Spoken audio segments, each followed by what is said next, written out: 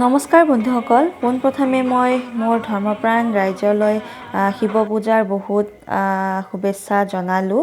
আৰু আজি মই আহিছোঁ মোৰ মাৰ ঘৰলৈ, নলবাৰীলৈ শিৱ পূজা বুলি। আৰু এয়া মোৰ মৰমৰ আইতাই প্ৰসাদ বনাই আছে, ভাঙৰ লাড়ু, কেঁচা লাড়ু বনাই আছে।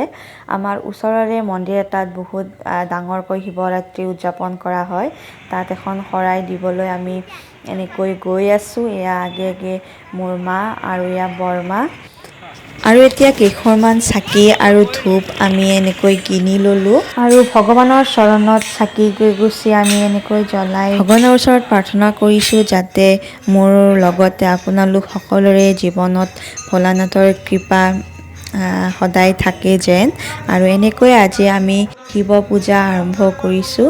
আৰু এয়া কণমানিজনীয়ে এডাল ত্ৰিশূল ভগৱানৰ চৰণত অৰ্পিত কৰিছিলে, তাৰে এটি মুহূৰ্ত আপোনালোকৰ লগত শ্বেয়াৰ কৰিলোঁ। আৰু এয়া আমি পূজা কৰিবলৈ আৰম্ভ কৰিলোঁ।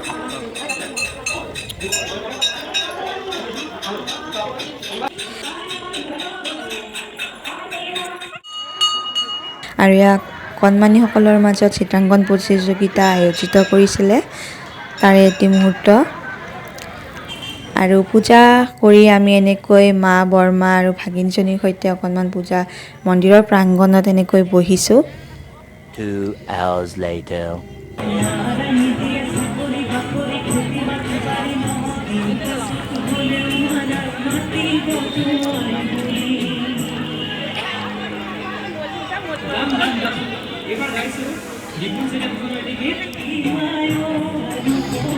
আৰু কিছু সময় পিছতে সন্ধিয়া হৈ গ'ল, প্ৰায় আন্ধাৰ হৈ গ'ল। আৰু সন্ধিয়াৰ আমাৰ মন্দিৰৰ প্ৰাংগণত এনেকৈ বন্তি প্ৰজ্বলন কাৰ্যসূচীটো সমাপ্ত কৰিলে।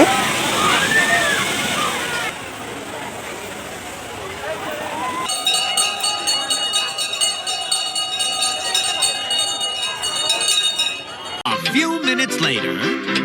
আৰু এয়া আমি মন্দিৰৰ পৰা আহি আজি শিৱ পূজাৰ দুবিধ আকৰ্ষণীয় প্ৰসাদ খাবলৈ লৈছোঁ, ঘোটা আৰু কেঁচা লাড়ু। এই ঘোটাবিধ গাখীৰেৰে বনোৱা হয়। আৰু যদি আজিৰ এই শিৱৰাত্ৰিৰ ব্লগটো ভাল পাইছে তেনেহ'লে লাইক, শ্বেয়াৰ, কমেণ্ট কৰিবলৈ পাহৰি নাযাব।